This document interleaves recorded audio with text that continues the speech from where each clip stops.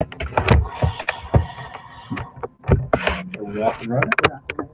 Well, good morning, everybody, and thanks for joining us. We're lucky to have with us today Executive Director Stan Hilkey. We also have Sally Bowman, who's off camera over here a little bit. You want to lean in and say hi, Sally? We'll turn the camera a little. Good morning. There's some questions about payroll changes and some of that, so we invited Sally to join us today. So this is the meetup with Morgan for March, and so I'm going to give you just some updates. Some of this will actually, some of the questions that were asked, this should answer some of those questions, but if it doesn't completely get to them, I think Kaylee gave a number to text if you wanted a little additional information. We received a lot of questions, so we're going to get to everything we possibly can today.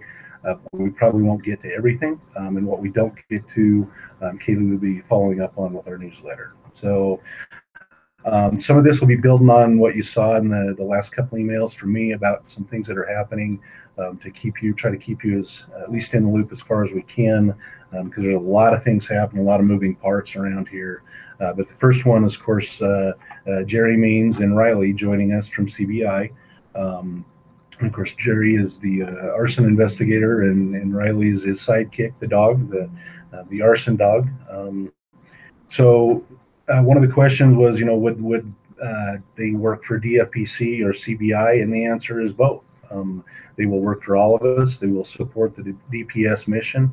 And that's really, the main reasons why we did this was that DFPC has a little bit more capacity, if you will, to support Jerry and what he's trying to accomplish. DFPC and CBI both have a statutory responsibility to provide support to fire investigations because of our base and the number of our staff that are, from the fire service. I believe we have about 7 folks in DFPC who are already certified in our fire investigation.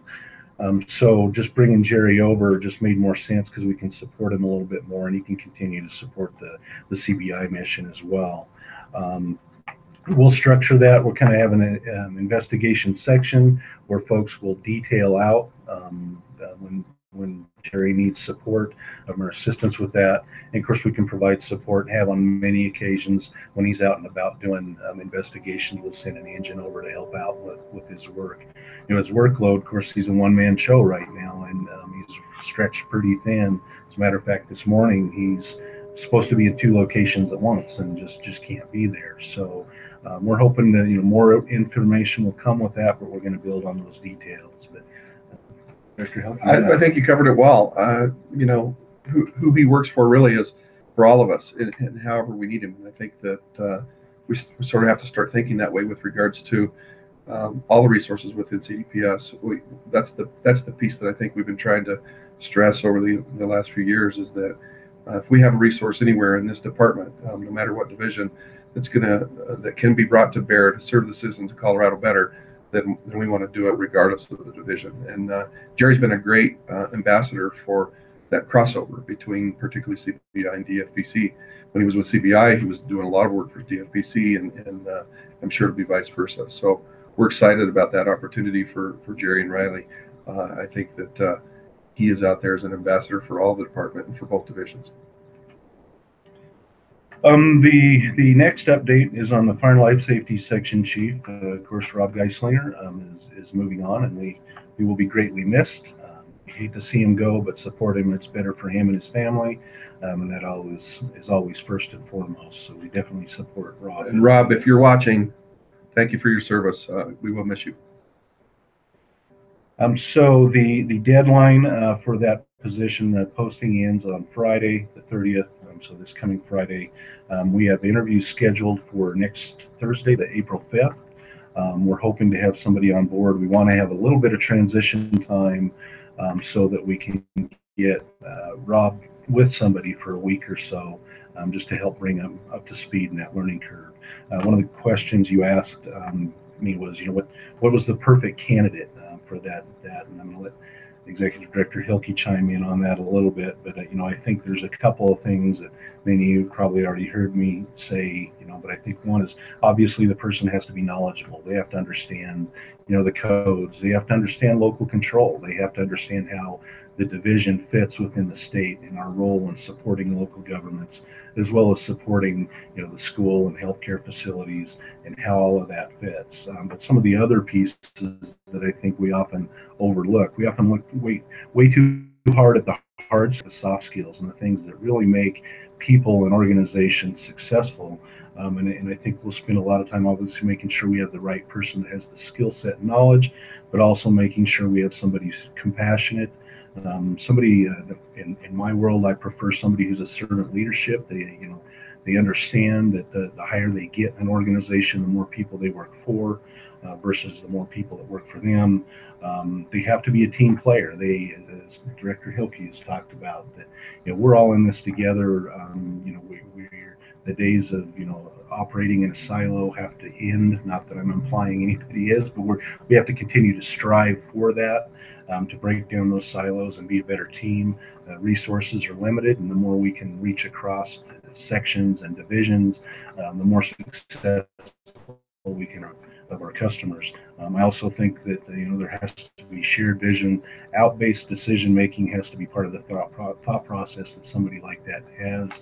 And then again, you've heard me say, and it really ties into this, is hire the heart and train the hands. We want the right person that's the right fit for the organization or department. So I think you did a great job describing that, Mike. I think the only thing that I would add is that, and any time that we get, really should be for anybody that we hire, but I'm particularly interested in our senior leadership in all the divisions. And I hope that we can hire people that have great emotional intelligence, that really understand the value of the relationships, both to our internal customers and our external customers, and how you can put those relationships to work, to be better.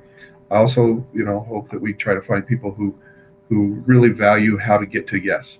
When we tackle problems, which is what we do throughout the department and all the divisions, is we're problem solvers. And going into that with the opportunity or the mindset or the value of, is there a way to get to yes to provide better service to our customers, then we should try. And I think that with everything that Mike talked about, along with those ideas, we'll be looking for the right candidate in that way. The next one is a wildfire advisory committee / playbook, and you've seen a couple pieces and parts, and actually have some questions asking us about where we've been and what we've been up to on that. So I'm going to try to be, this could be a very detailed, it could take up an hour at least, a couple hours talking about this one. So I'm going to be quick, but feel free to get with myself or Vaughn or others kind of for additional information if you'd like it on this. But the long story short with this is that we've been asked, obviously, with the fires that happened in California last year, and then going into a winter where snowpack is at low levels and record low levels, the sense of urgency is really there. That what are we doing, and are we being too traditional, and should we look at new solutions to old problems? So we've had some specific questions asked us by the Wildfire Matters Review Committee, the Joint Budget Committee, that really spurred us into saying, it's really time to have some more conversations with our partners and stakeholders about how we can do a better job. So as you guys probably most of you know, the way the structure works for us is that when a fire occurs, it's the fire chief, his or her responsibility to suppress that fire, needs his or her resource capability. And these are statutory things of how it lays out. From there, the fire chief passes that on to the sheriff, is in charge of it until it exceeds his or her capabilities. And then the next step is it goes to the director of the Division of Fire Prevention and Control. Now, the answer to those questions about what exceeds local capabilities really is different in 400 different fire departments in 64 different counties across the state. It depends on where you're at. They can be run out of money. It could be run out of fire trucks. It could be run out of responders. There's a whole gamut of things that create that exceeding local capability. So as a local fire chief, before I came here, I always thought, it was my job to prepare, if you will, for 80 or 90% of the events that would likely occur within my jurisdiction, and build that mutual aid capacity with my local agencies and through the county and maybe beyond the county, so that I could address most of what would likely happen at first alarm, second alarm, third alarm type of assignment. Coming to the division now from a state perspective, recognizing that when it exceeds that local capacity, then now it becomes the division, and through me, my responsibility to figure out what the division's first alarm, second alarm, third alarm looks like. How do we build that capacity? Recognizing that our goals are to catch fires while they're small, what we're calling the initial attack period, when it goes from exceeding mutual aid capacity until the cavalry shows up in a day or two. What are we doing in that gap? And so that's what really kind of started driving these conversations. So we identified a couple of gaps that we recognize within DPS, and then said, let's put together some working groups to start talking about that. We put together about 40 people from all across the state, from all corners of the state, and all disciplines, to get together and talk about these things. And then we took what we found in those meetings, which actually we had 3 of those meetings. We had February 15th, 16th, March 7th.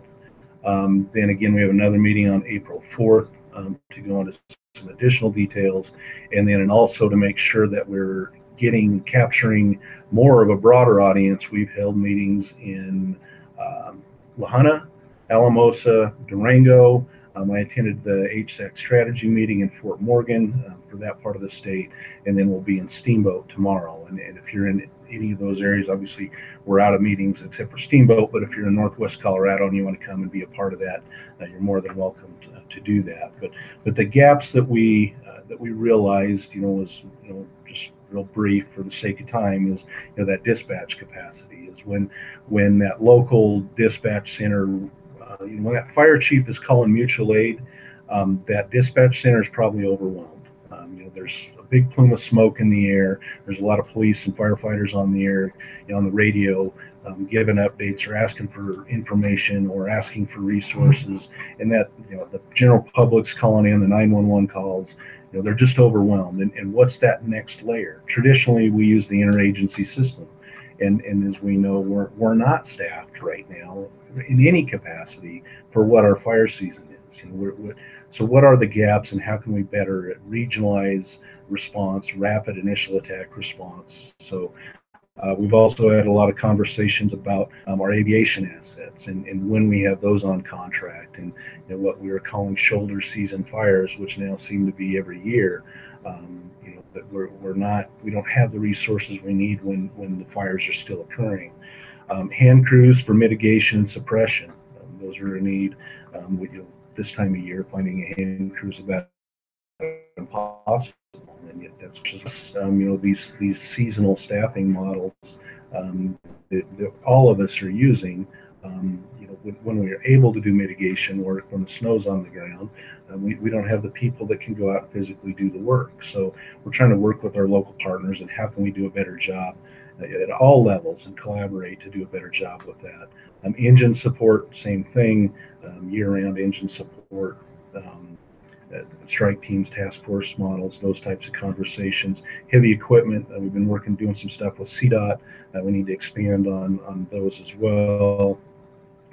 Center of excellence, and we're trying to make sure that whatever we're doing is not based on tradition, but based on science and what's effective. Technology has come a long way. Are we using everything as we should to do a better job of it? So that in a nutshell is what we're working with our local partners and trying to seek ideas and solutions to come up with better ways to do business to better serve the communities that we serve. So, any other comments on that? No? Okay.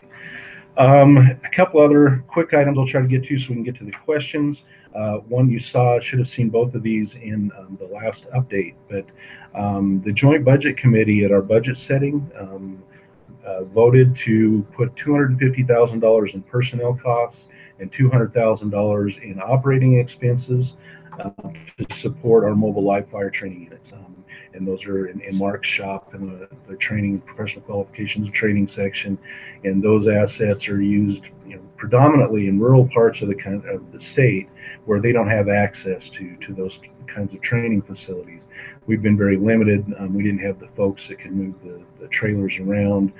So we're really excited about this opportunity to get out there and help folks out in that. The other thing that just happened the end of last week, and again, you should have seen this in the update, is there was a request for an additional $3 million for DFPC in our preparedness fund for mitigation. That got whittled down on Friday to $1 million.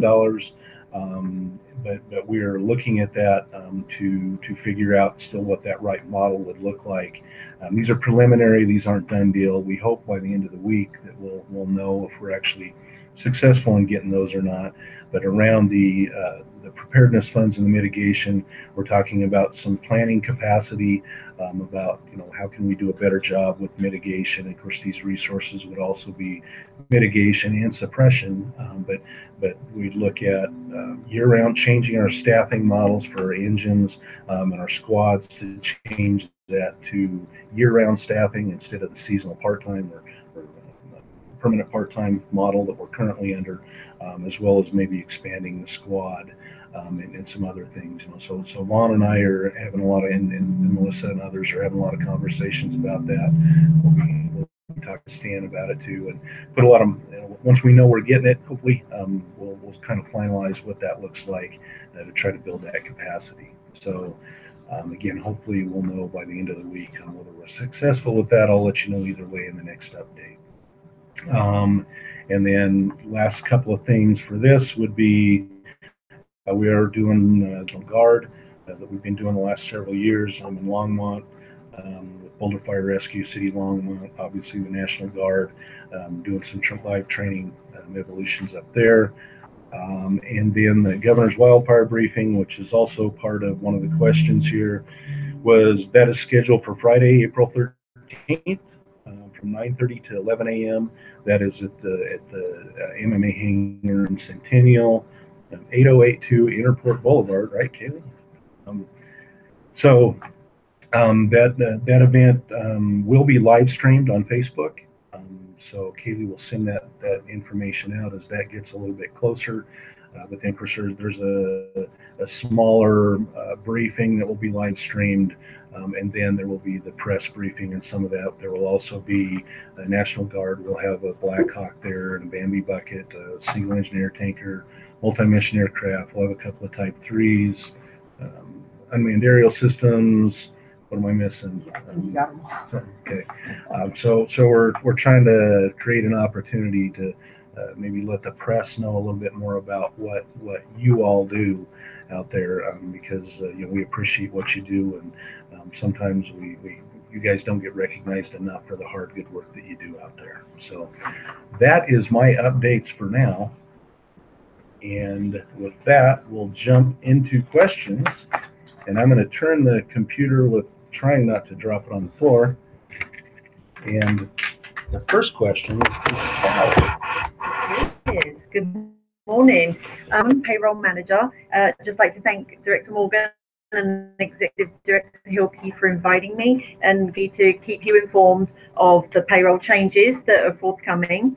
So my question is, with the new biweekly pay schedule, they intend to divide the annual salary by 26 pay periods. What happens in 2021 and 2027 when there are 27 pay periods? So very good question, and somebody has a very good calendar as well, I think. So I did want to clarify one thing first, and that is that exempt employees will have their annual salary divided by 26. Non-exempt employees will be paid for hours worked. So it's very different. So I just wanted to clarify that piece. And in response to the question with 27 pay periods, so when you're paid on a biweekly schedule, you can come across years where you may be paid 27 pay periods. And that's largely due to the way that the calendar falls, and in particular the holidays, and if you get paid on a Friday, which we will be paid every other Friday. This is often referred to as a pay period leap year, although it's not necessarily attributed to an actual leap year. One thing that we do know is, in terms of tax purposes and earnings, that your earnings do reflect when the paycheck is issued and you have access to your pay. So that's kind of where that's going to fall in terms of your tax year. Are DPA going to do anything different when we do come into one of these 27 pay period years? And I do have a question out to them, so we will let you know if there's an update on that. But at this time, I don't envisage anything being different. You may just get a little more in one year and a little less in the other, but it will even out. So thank you. Great job, Sally. Thank you, Sally. I appreciate you joining us and helping us out with this. Definitely questions. It's always good to have people you can reach to answer them the right way. So, going on to the next question, is the question is for me, and is, what is the status of the 20-year retirement for CDPS firefighters, similar to other state and federal agencies, and their own CDPS state troopers, and who is actively working to make this happen? Is this not a priority, and why? Definitely a priority, and I, you never have good answers for these kinds of questions, but I'm just going to tell you how I see it right now. We have a lot of alligators out there. We have a lot of issues that we're working through, our ability to respond to the fire season that we're faced with. So a lot of our time and energy gets prioritized. And by that, I don't want anybody to think that your well-being is not a priority. It's on that checklist, and we will get to that. It is relevant, it is important, it's complex, it's complicated, it's going to take a lot to get that done, and a lot of time and energy.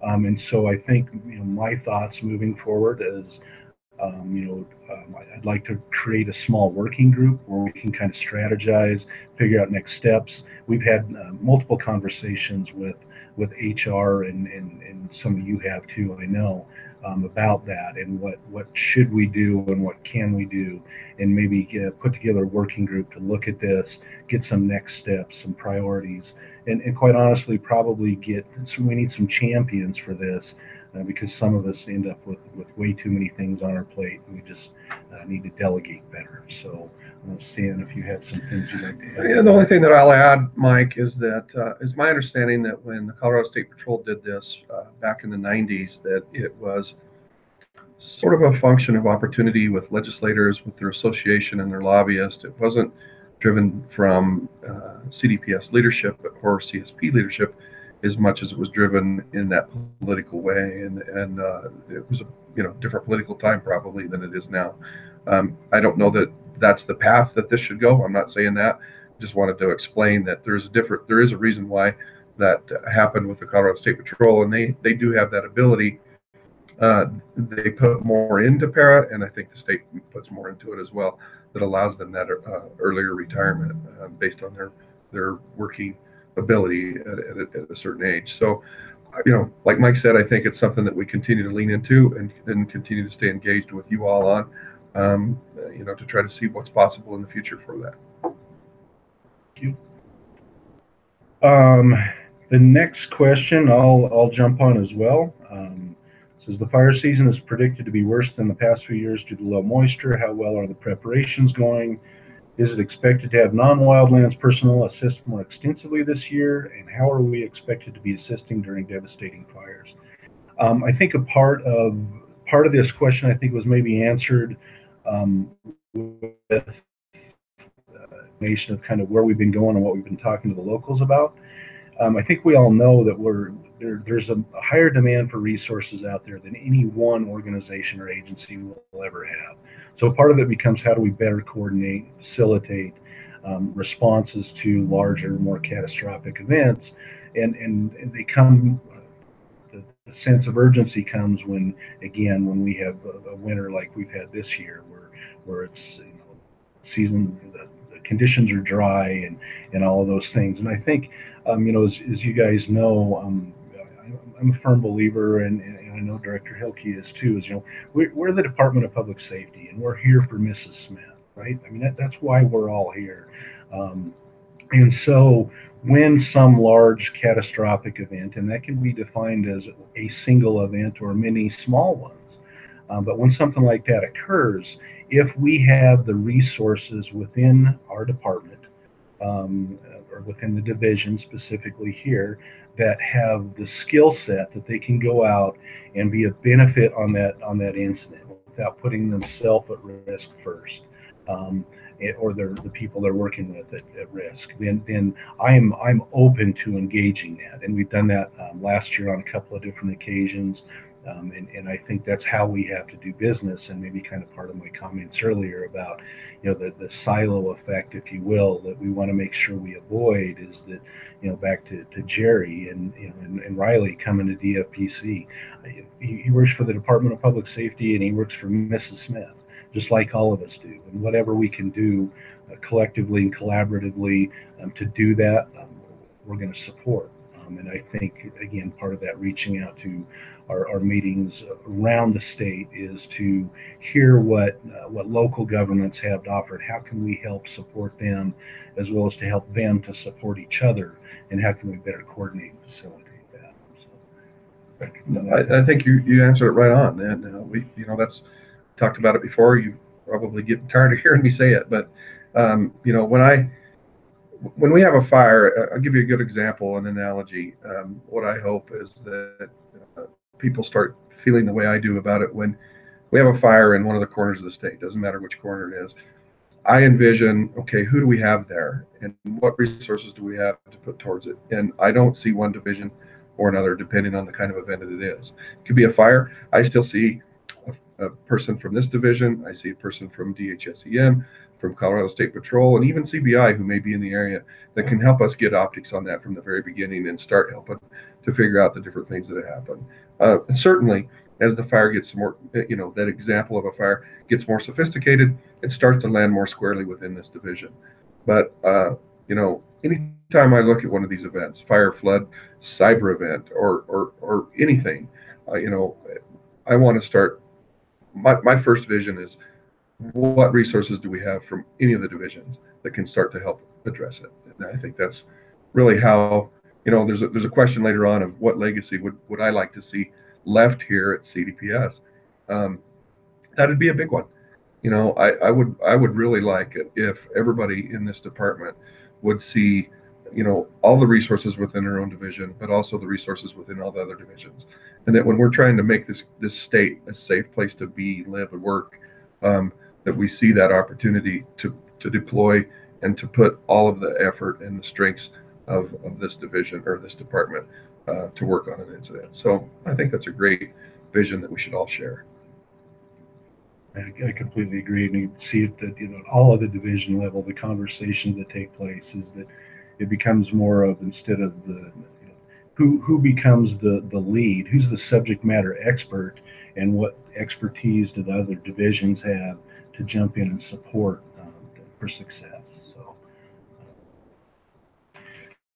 let's see, next question. What is going to happen with the workplace analysis information? Real quick on that one, a lot of this will go on. A ton of this is, I'll boil it down to needs assessment.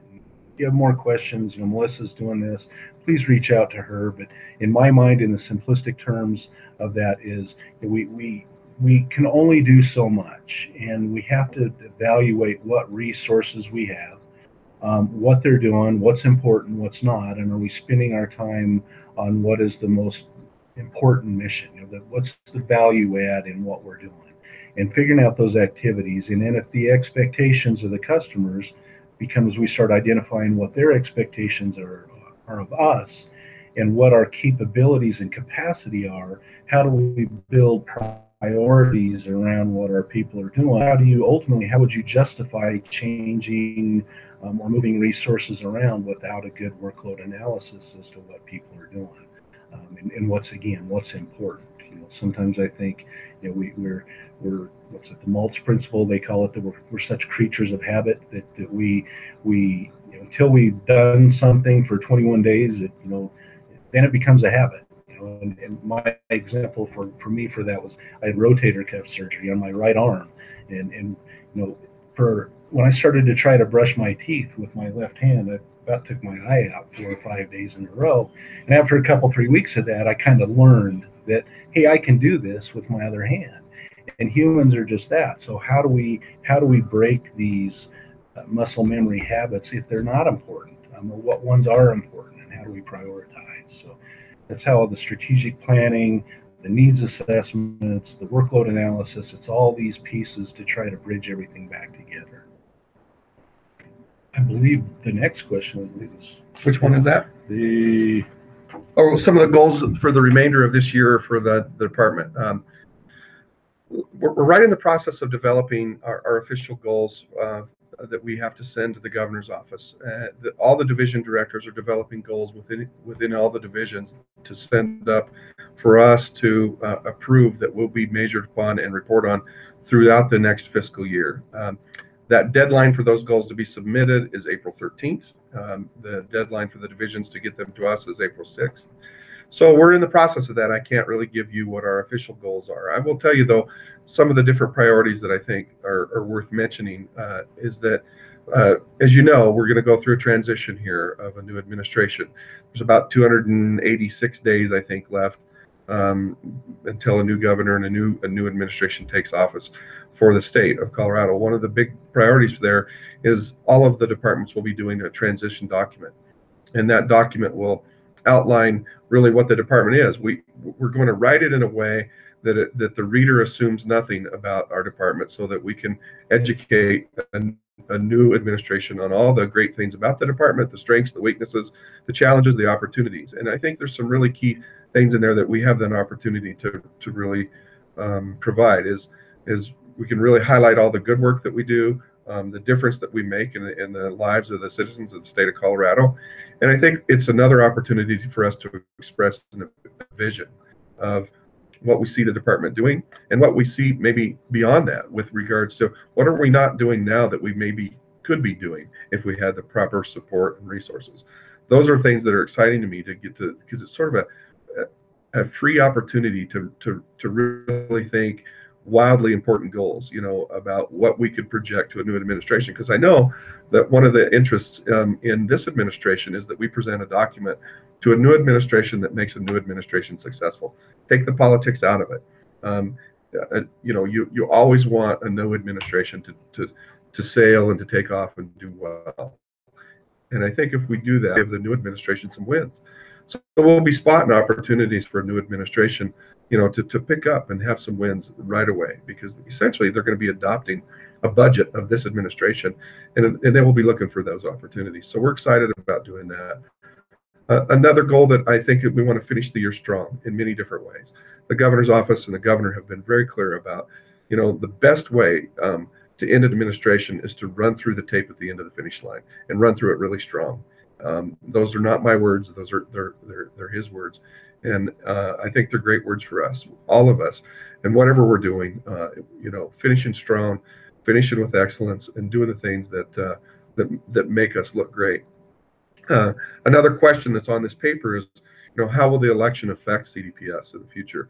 I think one thing that's important is that it doesn't appear right now that any of the candidates are running against anything that we're doing, which is great for us in many ways. So I'm not sure that we have to put a lot of energy thinking about or trying to guess how that's going to be. What we really need to do is just put our best foot forward and make sure that we put opportunity forward and express a great vision for the department. Other than that, I think the thing that I hope is that all of our employees within the department continue to do the things with excellence that they're doing, and we spot opportunities to provide better customer service throughout the divisions and throughout the department. One of the things that we want to do in our goals that we'll be talking about with the division directors is make sure that they're customer service focused if possible. How can we, provide better service? That may be eliminating some bureaucracy or eliminating rules or or whatever, or providing better regulation around something that needs some tighter regulation. It could go both ways. But the point is that we want to try to provide those goals this year, specifically to increase customer service throughout all of our goals throughout all of the mission. That's about it, I think. I think so. There's several more questions here. We're at 11:34. Looks like we're running a couple minutes over. Do you, Sandy, want to look? There's several questions that you want to. Yeah. Somebody wanted to There's another question on here, I think, that I get asked a lot. It says, are you willing or interested in staying the director of Department of Public Safety if a new governor asks you to stay? If not, what advice would you give to the next director? Well, I've said this very publicly before. You know, I would like to stay, and I like what I'm doing. I like this place. I have things that we're working on that I'd love to see through. However, I am very prepared to understand that a change will come, and it may not include me in this position. So, you know, I'm preparing for that, but you know, it honestly, it's something that does make me nervous. You know, you never want to go into a position where you're uncertain about the security of your future. But I'm going to stick around, and I'm going to make sure that we do a strong transition. The best way that I can put my best foot forward is to make sure that this department really puts its best foot forward, so that a new administration can adopt it, regardless of who's in my position. So we'll see how those chips fall. That's it. Okay, well, I guess, again, I would like to thank Stan for you taking the time to come, and Sally for you to come. Thank you. Take the time, and appreciate the questions. Sorry we didn't get to all of them, and got a little long-winded maybe, but good information, good exchange, and we'll get some more information out to you soon. Stay safe, and thanks for all that you do. So, and I think the other thing is that, and if you may have said this, is that any questions that weren't addressed will be addressed in a follow-up, right? Yep. All right. All right. Okay. Thank you. Thanks, everybody. Thanks, Mike, for having me. Appreciate it. Thank you.